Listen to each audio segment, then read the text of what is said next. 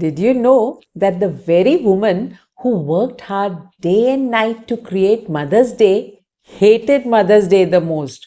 Why? That's exactly what I'm going to share in today's video.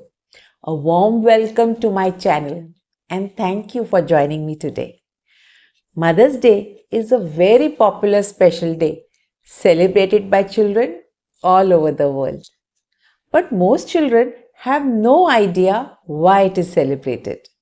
As my school used to be closed for summer vacation in May, I never got the opportunity to tell this story to them.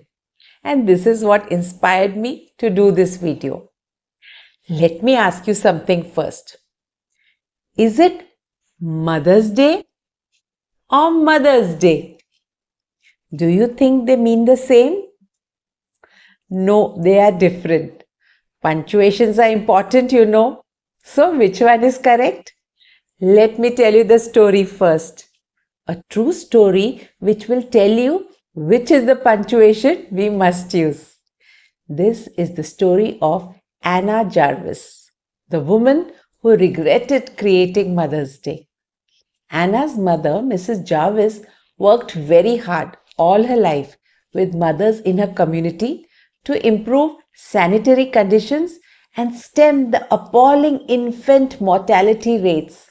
She herself had 14 kids and only 4 had survived to live to adulthood.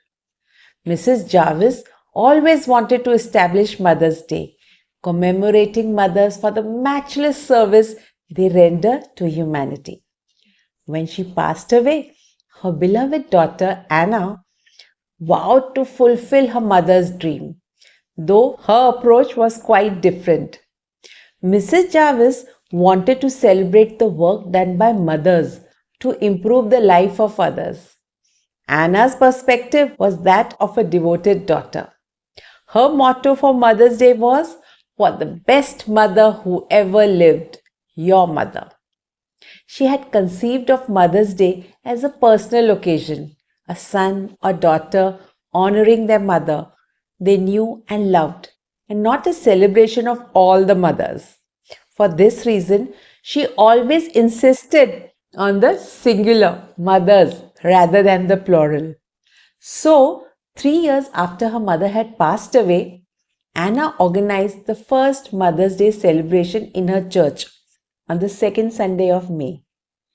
Then she began writing letters to newspapers and politicians, pushing for the adoption of Mother's Day as an official holiday.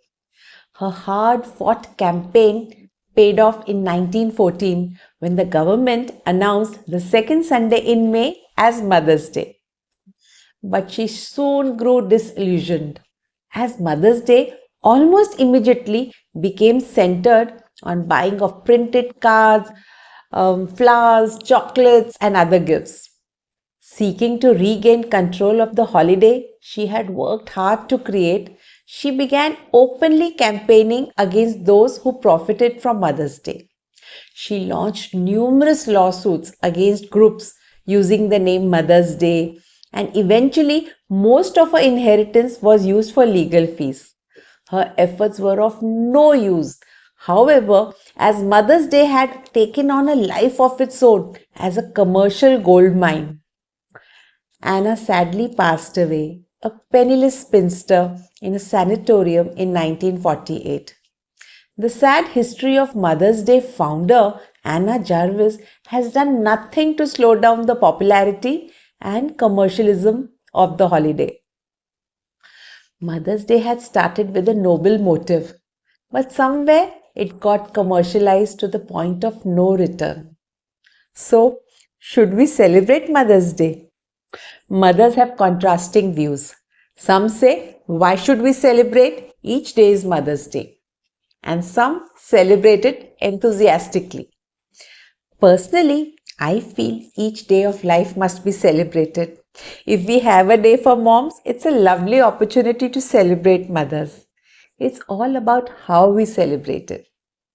How about telling our enthusiastic kids the true story of Mother's Day and get in the right perspective and then have a meaningful celebration instead? I've shared some fun ideas to celebrate Mother's Day in my last video. So that's all for today, folks.